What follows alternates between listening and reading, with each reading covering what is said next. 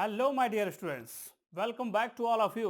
उम्मीद करते हैं बहुत ही शानदार होंगे, ज़बरदस्त होंगे, मस्त होंगे और नीट की तैयारी में बिल्कुल व्यस्त होंगे। और व्यस्त होना भी चाहिए क्योंकि यार पेपर को बहुत ज़्यादा दिन बचा नहीं है और केमिस्ट्री बहुत परेशान करता है ना। तो परेशानी को आसान बनाने के लिए मैं सबीर सिंह लेकर हर रोज़ मिलता हूँ शाम 6 बजे, और कभी कभी 7 बजे भी शेड्यूल हो सकता है। तो 6 और 7 के बीच में वीडियो आप जरूर देखते रहिएगा। 6 या फिर 7, यही टाइमिंग हम हमेशा रखते हैं जिससे आप लोग तक वीडियो हर रोज़ पहुँचे, हर रोज़ हम क्वेश्चन सीखें, उसको प्रैक्टिस करें और साथ में ये समझें कि अगर वो टॉपिक आ जाता है एग्ज़ाम में, जो कि आना ही आना है, तो हम उसको छोड़ के ना आएँ, वो क्वेश्चन ज़रूर बना के आएँ। जैसे ये सवाल देख के क्या लगता है कि ये सवाल कैसे सॉल्व होगा? ज़रा आप लोग खुद दिमाग लगाइए, थोड़ा-सा अपने मन से कुछ कोशिश करिए। वैसे जो लोग अभी तैयारी कर रहे हैं उनके लिए बहुत रामबाण होने वाला है, ये बहुत अच्छे से काम करेगा ये, है ना? और जो लोग तैयारी कर चुके हैं वो एक बार थोड़ा ताक झाँक कर लेंगे, है ना? उनके लिए भी थोड़ा-सा हाँ, अप्रोच होना चाहिए। टाइमिंग बहुत इंपॉर्टेंट है। टाइमिंग पे हम हमेशा बात करते हैं कि आप कम समय में क्वेश्चन को सॉल्व करिए। देखो पहला क्वेश्चन क्या पूछा है कि which of the following has the minimum bond length?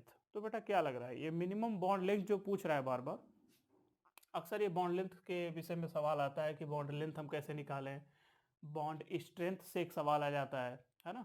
Bond length क्या है, बॉन्ड स्ट्रेंथ क्या है, जरा उसे समझ लेते हैं पहले, है ना? देखो, बॉन्ड लेंथ, एक बात हमेशा याद रखना, लेंथ मीन्स क्या होता है? लंबाई, है ना? लेंथ मीन्स लंबाई और स्ट्रेंथ मीन्स, सपोज करो एक लकड़ी का टुकड़ा है या एक मार्कर मैं जो यहाँ रखा हूँ, सपोज करो एक मार्कर है ना? और मैं दूसरा भी ले लेता हूँ, सपोज करो 2 हो गया, ठीक है? एक और हमारी इच्छा कर रही है, चलो एक और ले लेते हैं, एक और तीसरा हमने ऐड कर लिया, है ना? तो ये क्या है? स्ट्रेंथ इसकी बढ़ती जा रही है, लेंथ नहीं बढ़ रही है। क्या बढ़ रही है? स्ट्रेंथ बढ़ रही है ना?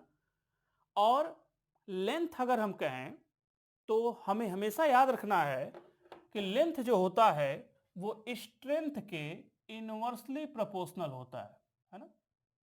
स्ट्रेंथ के इनवर्सली प्रोपोर्शनल होता है। तो ये एक फार्मूला आप हमेशा याद रखिएगा। कैसे याद रखेंगे वो दिमाग में हमेशा रखिए। सपोज करिए सिंगल बॉन्ड है, सपोज करिए डबल बॉन्ड है, सपोज करिए ट्रिपल बॉन्ड है। पूछ दे कि बताइए कि इनमें से बॉन्ड लेंथ किसकी ज्यादा है? ऑब्वियस सी बात है, सिंगल बॉन्ड है, सिग्मा बॉन्ड है, इसमें स्ट्रेंथ तो है ही नहीं, है ना? सिंगल बॉन्ड है, बेचारा है। सिग्मा बॉन्ड, तो इसकी लेंथ क्या हो जाएगी? ज्यादा होगी। इसी तरह सेकेंड, उसके बाद ये थर्ड आएगा। लेकिन अगर वही पूछ दे ये किसका था, ये हमने जो पहला लिखा है वो बॉन्ड लेंथ के अकॉर्डिंग था। अब सपोज करो इसी का स्ट्रेंथ पूछ दे, तो बॉन्ड स्ट्रेंथ कह दे, तो क्या करोगे? बॉन्ड स्ट्रेंथ जैसे ही कहे इसका रिवर्स कर दो, है ना? बॉन्ड स्ट्रेंथ तो इसका हो गया, फिर थर्ड वाले का ज्यादा हो जाएगा, है ना? सेकेंड फिर फर्स्ट। अब इसमें कैसे अप्लाई करोगे, सबसे बड़ी बात यह है। तो अभी लास्ट लेक्चर में हमने क्या शेयर किया था? बॉन्ड ऑर्डर बताया था। तो बॉन्ड ऑर्डर में क्या निकल रहा था आपको याद होगा? बॉन्ड ऑर्डर या तो 0, या तो 1, या तो 1.5, या तो 2, या तो 2.5, या फिर 3। ये हमने बॉन्ड ऑर्डर आपको निकाला था। तो ये क्या था? बॉन्ड ही तो है, single bond, double bond, triple bond, है कि नहीं? तो हम क्या करेंगे, सिंपली ऐसे क्वेश्चन को करने के लिए फटाफट बॉन्ड ऑर्डर निकाल लेंगे, और जिसका बॉन्ड ऑर्डर ज्यादा आ गया उसका मतलब उसका स्ट्रेंथ क्या होगा? ज्यादा होगा। क्योंकि बॉन्ड ऑर्डर अगर 3 आएगा तो इसका मतलब ट्रिपल बॉन्ड है, ट्रिपल बॉन्ड है तो इसका मतलब स्ट्रेंथ उसकी क्या हो जाएगी? ज्यादा हो जाएगी, है ना? तो चलो जरा फटाफट देख लेते हैं। लेकिन क्वेश्चन में क्या पूछा है? बॉन्ड लेंथ पूछा है। तो बॉन्ड लेंथ के केस में क्या करेंगे? लेंथ है, लेंथ अपोजिट होगा ना इसके, यानी हम इसका फर्स्ट देख लेंगे, है कि नहीं? तो इसमें पूछा क्या है? बॉन्ड लेंथ तो पूछा ही है, लेकिन क्या पूछा है? मिनिमम पूछा है, मैक्सिमम नहीं पूछा है। मतलब रिश्ता वही है, सोच नहीं कर दिया है ना? पूछना स्ट्रेंथ चाह रहा है, लेकिन क्या कह दिया? लिख रहा है मिनिमम बॉन्ड लेंथ किसमें है। तो इसका मतलब ये है कि जिसमें बॉन्ड ऑर्डर ज्यादा आ जाएगा उसका बॉन्ड लेंथ कम हो जाएगा, मतलब स्ट्रेंथ उसकी ज्यादा हो जाएगी। चलो जरा देख लेते हैं। O2 माइनस है, तो O2 माइनस का बॉन्ड ऑर्डर क्या आता था? आपको याद होना चाहिए 16 है, 16 में 1 ऐड कर देंगे, क्या हो जाएगा? 17। बॉन्ड ऑर्डर क्या आता था इसका? 1.5, है ना?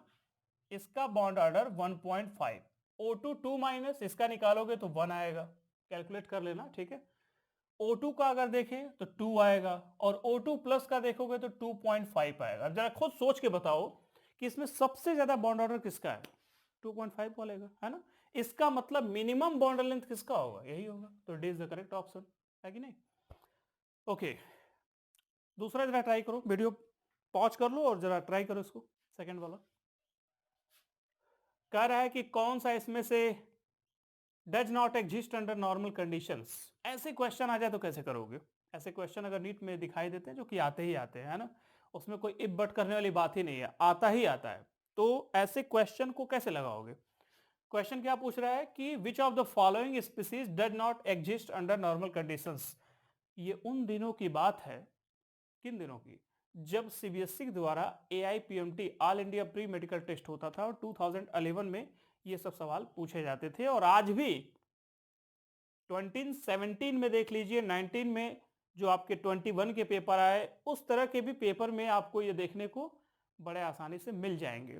तो आप क्वेश्चन के अप्रोच को समझ लीजिए, बाकी जो भी नया क्वेश्चन आएगा आपके लिए आसानी हो जाएगी।